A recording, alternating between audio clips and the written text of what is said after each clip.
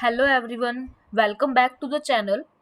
सो ये हमारी computer graphics की प्लेलिस्ट में यूनिट फर्स्ट का लेक्चर 7 है। तो शुरू करते हैं आज की वीडियो। आज हम पढ़ेंगे ब्रेसनहेम सर्कल जनरेशन एल्गोरिदम। हम लास्ट वीडियोस में सर्कल जनरेशन की 2 एल्गोरिदम को कवर कर चुके हैं, जिसका नाम था 8-वे circle generation algorithm and mid point circle generation algorithm.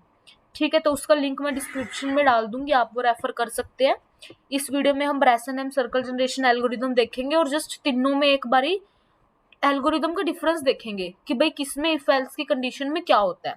वो मैं लास्ट में आपको एक बारी समझा दूंगी। ठीक है, तो शुरू करते हैं। सबसे पहले देखते हैं ब्रेसनहेम सर्कल जनरेशन एल्गोरिदम होती क्या है।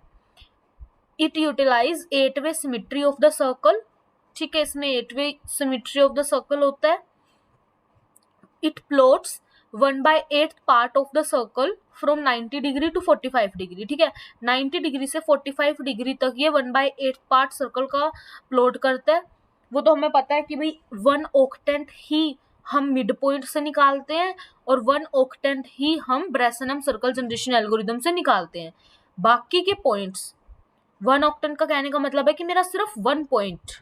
ठीक है, बाकी के पॉइंट्स हम 8-वे सिमेट्री के अकॉर्डिंग निकालते हैं। ठीक है, फिर फ्रॉम 90 डिग्री टू 45 डिग्री जो हमारा x होगा वो मूव करता है पॉजिटिव डायरेक्शन में और जो y होगा वो मूव करता है हमारा नेगेटिव डायरेक्शन में। ठीक है, इन एवरी आइट्रेशन, हर आइट्रेशन के अंदर we have to choose between 2 points. हमें 2 पॉइंट्स के बीच में चूज करना पड़ता है। वो 2 पॉइंट्स कौन से हैं हमारे? सबसे पहला पॉइंट है x के +1, या तो x की वैल्यू में इंक्रीमेंट होगा और y सेम रहेगा, या फिर x में इंक्रीमेंट होगा और y में नेगेटिव मतलब एक डिक्रीमेंट होगा।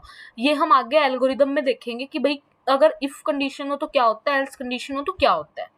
हमारे पास ये 2 मेन पॉइंट्स होते हैं। ठीक है, ये इसका डायग्राम है कि भाई 90 डिग्री ये हमारा एंगल था, यहाँ से यहाँ तक गया, ये 45 डिग्री का एंगल था, यहाँ एक पॉइंट था आउटसाइड द सर्कल, ये इनसाइड द सर्कल एक पॉइंट था B, ये A पॉइंट, सर्कल से इस पॉइंट का डिस्टेंस DA है और इस पॉइंट से सर्कल का डिस्टेंस DB है।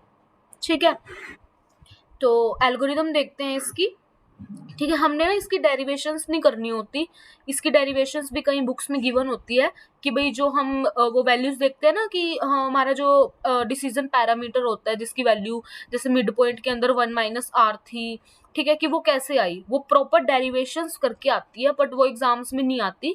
जस्ट अगर आपके पास एग्जाम में क्वेश्चन आएगा तो ब्रेसनहेम का आ जाएगा या फिर एक न्यूमेरिकल आ जाएगा। वैसे ऑलमोस्ट न्यूमेरिकल आता है। अगर न्यूमेरिकल में आप एल्गोरिदम भी लिख दोगे साथ साथ, जैसे स्टेप 1 ये लिखा फिर उसके बाद सोल्व करा उसको, तो उसके अच्छे से मार्क्स मिलते हैं। ठीक है, तो एल्गोरिदम शुरू करते हैं। सबसे पहले हमने क्या करना है, हमने रेडियस निकालनी है जो हमें गिवन होगी। ठीक है, मतलब गिवन इंफॉर्मेशन से हमने रेडियस नोट आउट करनी है। उसके बाद इंश्योर करना है कि जो हमारा सर्कल होगा वो सेंटर पे ही लाई करेगा 0 0 पे, तभी हमारी ये एल्गोरिदम चलेगी। ठीक है, फिर हमने पॉइंट्स प्लॉट करने हैं। जैसे मिड पॉइंट के अंदर हमने फर्स्ट पॉइंट कौन सा लिया था, 0,R, ऐसे ही इसके अंदर हम लेंगे 0,R। यहाँ तक तो सारा सेम है मिड पॉइंट की तरह, बट आगे डिफरेंस आता है। उसमें मिड पॉइंट के अंदर हमारा D की वैल्यू थी 1 - R और इसके अंदर हमारी होती है डिसीजन पैरामीटर की वैल्यू 3 - 2R। ठीक है, और वहां पर हमें जब ये कंडीशंस होती थी कि अगर वैल्यू हमारी लेस देन 0 होगी, ग्रेटर देन 0 होगी तो क्या होगा, वो डिफरेंट है, बस बाकी सब स्टेप सेम है। तो हमने क्या करना है, अगर मेरी वैल्यू नेगेटिव होगी मतलब लेस देन 0 होगी, तब वो इफ कंडीशन के अंदर जाएगा। इफ कंडीशन के अंदर जाने के बाद वो क्या करेगा, उसकी नेक्स्ट वैल्यू क्या होगी इस फॉर्मूला से निकलेगी और उसके पॉइंट्स ये होंगे। ठीक है, ऐसी अगर उसकी वैल्यू पॉजिटिव आती है या फिर 0 आती है, ग्रेटर देन इक्वल्स टू 0 आती है अगर D की वैल्यू, तो हमारा नेक्स्ट पॉइंट निकलेगा इस फॉर्मूला से और हमारे पॉइंट्स बन जाएंगे x में इंक्रीमेंट और y में डिक्रीमेंट। ठीक है, हम न्यूमेरिकल करते हैं तब आपको अच्छे से समझ आएगा। जैसे हमारा न्यूमेरिकल क्या कहता है कि प्लॉट अ सर्कल, हमने एक सर्कल प्लॉट करना है having radius 10 units using Bresenham algorithm, जिसकी रेडियस 10 है। मतलब कि हमें स्टेप 1 तो क्लियर हो गया कि 0,10 हमारा पहला पॉइंट होगा। अब हमने पिछले क्वेश्चन में तो नॉर्मली k=0 करके वैल्यूज निकाली थी, बट टेबल से इजीली आपको समझ आ जाएगा। जैसे हमने ये आइट्रेशन कहाँ तक चलानी है, जब तक यहाँ तो मेरा x y के इक्वल नहीं आ जाता या x की वैल्यू बड़ी नहीं आ जाती y से। ठीक है, तो मेरा आइट्रेशन जब 0 होगा तो 0th आइट्रेशन के लिए मेरी फर्स्ट वैल्यू, मेरा फर्स्ट पॉइंट क्या होगा, 0,r। ठीक है, r क्या है, जो मुझे रेडियस गिवन है, मुझे रेडियस कितनी गिवन है, 10। तो मेरा पहला पॉइंट हो गया 0,10। तो मैंने x में लिख दिया 0, y में लिख दिया 10। ठीक है, और डी नोट, सबसे पहले डी नोट हम कैसे निकालते हैं, इसका फॉर्मूला क्या होता है, अभी हमने पीछे देखा था डिसीजन पैरामीटर का फॉर्मूला 3 - 2r। ये फॉर्मूला सिर्फ 0th आइट्रेशन के लिए चलता है, बाकी के आइट्रेशन के लिए फॉर्मूलाज या तो इफ वाला चलेगा या एल्स वाला चलेगा। ठीक है, मैंने सबसे पहले क्या किया, 0th आइट्रेशन लिखी, उसके लिए 0,r की हेल्प से मैंने पॉइंट्स लिखे, और डिसीजन पैरामीटर जो फॉर्मूला होता है 3 - 2r, उससे मैंने मेरा डी नोट निकाल लिया। r मेरा गिवन था 10, तो वैल्यू आ गई -17। ठीक है, नेक्स्ट आइट्रेशन के लिए x और y की वैल्यू क्या होगी, देखो -17 क्या है, नेगेटिव वैल्यू है। नेगेटिव वैल्यू मेरी जाती है इफ कंडीशन में, देखो यहाँ मैंने लिखा हुआ है it goes into if condition. If condition क्या कहती है कि मेरी जो वैल्यू होगी नेक्स्ट d1, वो क्या होगी, dk मतलब पिछली value plus 4 time of xk plus 6। xk क्या है कि जो मेरे पिछली वैल्यू की x की वैल्यू है। सबसे पहले आपने फॉर्मूला नोट करना है। ठीक है, dk क्या है, जो मेरी पिछली वैल्यू है -17 प्लस 4xk, 4 मल्टीप्लाई xk मतलब ये पिछली वाली वैल्यू है ना। तो मैंने ये लिख दिया 0 प्लस 6 तो फॉर्मूला में है ही है, तो मेरा आंसर आ गया -11। अब बात आती है इन पॉइंट्स को प्लॉट करने की। ये पॉइंट मैं कैसे प्लॉट करूंगी, ये मेरे पास गिवन है कि भाई x की नेक्स्ट वैल्यू क्या होगी, x की वैल्यू के अंदर इंक्रीमेंट और y एज इट इज। तो मैंने क्या लिखा, x पहले 0 था, इंक्रीमेंट कर दिया 1 हो गया, और y मेरा एज इट इज है। ठीक है, अब नेक्स्ट आइट्रेशन की बात आती है, तो इसमें मेरी यहाँ पीछे से d की value I negative. Negative value goes into if condition. If condition का फॉर्मूला हमने लगाया। ठीक है, d2 की वैल्यू आ गई -1, मेरे पॉइंट्स के आगे x में increment y as it is, x में increment y as it is. ठीक है, नेक्स्ट आइट्रेशन के लिए सेम वही करना है, -1 माइनस वैल्यू जाती है इफ कंडीशन में, इफ कंडीशन का फॉर्मूला लगाया, पीछे से वैल्यू उठा के फॉर्मूला के अंदर मेरा आंसर आ गया 13। x में इंक्रीमेंट कर दो, y एज इट इज रहने दो। अब मेरी वैल्यू आई positive. Positive value goes into else condition. Else condition क्या कहती है कि पिछली वैल्यू के अंदर, पिछली वैल्यू मेरी थी 13 प्लस 4 टाइम ऑफ x के माइनस y के। x के माइनस y के मतलब कि पिछली जो मेरी x और y की पॉइंट्स थे, पिछले पॉइंट क्या थे 3 और 10, तो 3 - 10 ये मेरे फॉर्मूला में था ही कि प्लस करना है 10, तो मैंने प्लस कर दिया 10। यहाँ से मेरा आंसर आ गया -5। तो -5 मेरा क्या जाता है इफ कंडीशन के अंदर। ठीक है, इफ कंडीशन में जाएगा माइनस वाली, और एल्स में जाएंगे 0 और सारी पॉजिटिव वैल्यूज। ठीक है, तो ये मेरा इफ कंडीशन में गया। इस फॉर्मूला से मैंने d5 की वैल्यू निकाल ली, और d5 की वैल्यू निकालने के बाद मतलब ये मेरा एल्स 17 था जो मेरा आंसर आया, ये मेरा एल्स कंडीशन में गया फिर। ठीक है, मतलब यहाँ से d4 की वैल्यू आ गई नेगेटिव।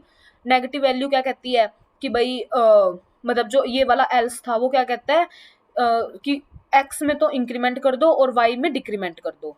ठीक है, उसके बाद जब ये मेरा d4 इफ कंडीशन पे गया, -5 आ गया, तो -5 में हमने वही करा ना कि x में इंक्रीमेंट करा और y में डिक्रीमेंट करा। उसके बाद इफ कंडीशन किस में गई, इसमें ऊपर वाले में, ऊपर वाले में x एज इट इज और y नेगेटिव। मतलब हमने पिछली देखनी है, जैसे ये मेरा इफ था, ये मेरा इफ कंडीशन में क्या होता है नेक्स्ट पॉइंट के लिए, मतलब ये वाला इफ कंडीशन है, इसमें तो मेरी ये वाली वैल्यू है, ये वाली पहले हमने d1 की वैल्यू निकाली, माइनस आई, माइनस वैल्यू गई इफ के अंदर, और इफ में क्या होता है साथ साथ लिख दो कि इफ में क्या होता है x में इंक्रीमेंट होता है, y सेम रहता है। ठीक है। फिर नेक्स्ट हमने D2 निकाल लिया, D2 मेरा क्या आया, नेगेटिव। ठीक है, नेगेटिव वैल्यू क्या करती है, मतलब नेगेटिव वैल्यू ये तो अगले में यूज होगी ना, हमने देखना है कि वो इफ कंडीशन में गया था, पीछे से आया तो वो इफ कंडीशन में गया है ना, इफ कंडीशन में गया तो हमने क्या करा, 2 और 10 कर दिया। अब ये पीछे वाला कंडीशन इफ थी, तो इफ के लिए पहले पॉइंट्स लिख दो कि भाई एक्स में इंक्रीमेंट वाई सेम।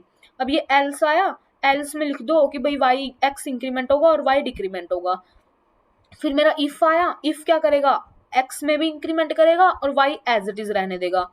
फिर मेरा एल्स आया, एल्स क्या करेगा, एक्स में इंक्रीमेंट और वाई में डिक्रीमेंट। यहाँ भी एल्स आया, एक्स एल्स क्या करेगा, एक्स में इंक्रीमेंट और वाई में डिक्रीमेंट। तो मेरा ये वैल्यू 7 7 आ गई। जैसे मेरी एक्स इक्वल्स टू वाई आया तो मैंने क्या कर दिया, अपनी कंडीशन स्टॉप कर दी।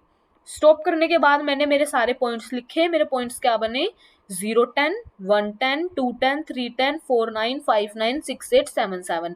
ये मेरा सिर्फ एक ऑक्टेंट की वैल्यू आई। क्वेश्चन में गिवन थी कि मुझे पूरा सर्कल प्लॉट करना है, तो पूरा सर्कल प्लॉट करने के लिए फिलहाल मैंने आपको ये एक ही ऑक्टेंट की वैल्यू निकाल के दी है। पूरा सर्कल प्लॉट करने के लिए आपको मेरी एक वीडियो देखनी पड़ेगी 8वे सर्कल जनरेशन एल्गोरिदम की। ठीक है, उसका लिंक मैं डिस्क्रिप्शन में डाल दूंगी। कि जैसे हमारे पास एक पॉइंट गिवन है 0 10, तो इस पॉइंट से हम 7 पॉइंट्स और निकाल सकते हैं, इस पॉइंट से भी, तो वो मेरा पूरा सर्कल ड्रॉ हो जाएगा उस ऐसे करने से। ठीक है, फिलहाल ये एक था, सपोज ये एक लाइन है, ऐसी ऐसी मेरी पूरा सर्कल बन जाएगा। एक पॉइंट से 7 पॉइंट्स बनेंगे, तो 8 पॉइंट से 8 × 7 पॉइंट्स बनेंगे। ठीक है, तो मैं आपको एक बार दोबारा से बता देती हूँ कि इसमें क्या करना है।